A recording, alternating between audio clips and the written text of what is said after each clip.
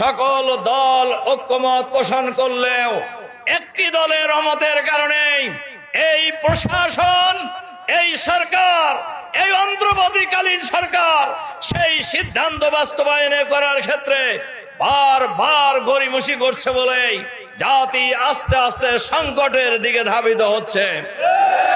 এজন্য আমরা এই সরকারের কাছে আহ্বান জানাতে চাই, অবিলম্বে জুলাই সনদ যেটা স্বাক্ষর হয়েছে, এই জুলাই সনদ বাস্তবায়নের জন্য অবিলম্বে নভেম্বরের মধ্যেই গণভোট দিতে হবে। বাংলাদেশের ইতিহাসে এর আগেও গণভোট হয়েছে 3 বার, কিন্তু কোন সময় জাতীয় নির্বাচন আর গণভোট একসাথে হয় নাই। এবার কেন একসাথে হওয়ার প্রশ্ন এসেছে? এর প্রধান কারণই হলো নির্বাচনকে প্রশ্নবিদ্ধ করা, নির্বাচন নিয়ে মানুষের মধ্যে সংশয় তৈরি হওয়া।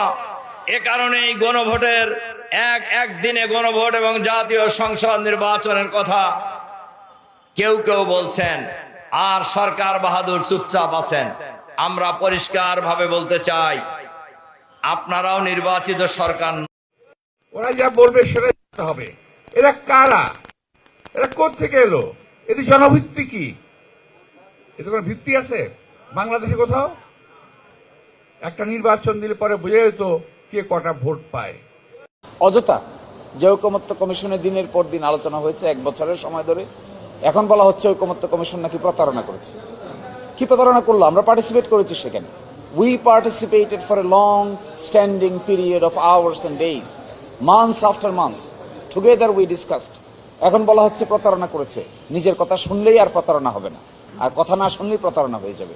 কেন কথা শুনতে হবে ঐকমত্য কমিশনকে? ঐকমত্য কমিশন তার সিদ্ধান্ত আমাদেরকে জানিয়েছে, যা আলোচনা হয়েছে এই ব্যাপারেই তো সিদ্ধান্ত নিয়েছে।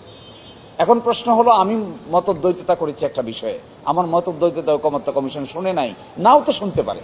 ঐকমত্য কমিশন আমার মতদ্বৈততা পুরোপুরি শুনবে কেন? জামায়াত ইসলামী এখানে মতদ্বৈততা করেও ডিসেন্টিং নোট দিয়েছে।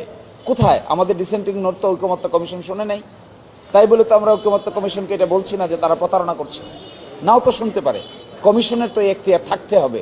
একটা কমিশন যদি তার সিদ্ধান্ত নিতে না পারে, আমাদের বিরুদ্ধে সিদ্ধান্ত নিলেই আমরা এটাকে প্রতারণা বলে আখ্যায়িত করি, তাহলে তো কমিশনকে ফাংশন করবে কি করে? কি করে এটা সামনের দিকে অগ্রসর হবে? আর যখন পক্ষে বলা হবে তখন ঐকমত্য কমিশন সঠিক সিদ্ধান্ত নিয়েছে, আর যখন বিপক্ষে বলা হয়েছে তখন ঐকমত্য কমিশন নাকি প্রতারণার আশ্রয় নিয়েছে। আমি মনে করি যে দলই হোক না কেন, আমরা যারা পার্টিসিপেট করেছিলাম, কেন আমি এই কথা আপনাদেরকে বলছি? কারণ লং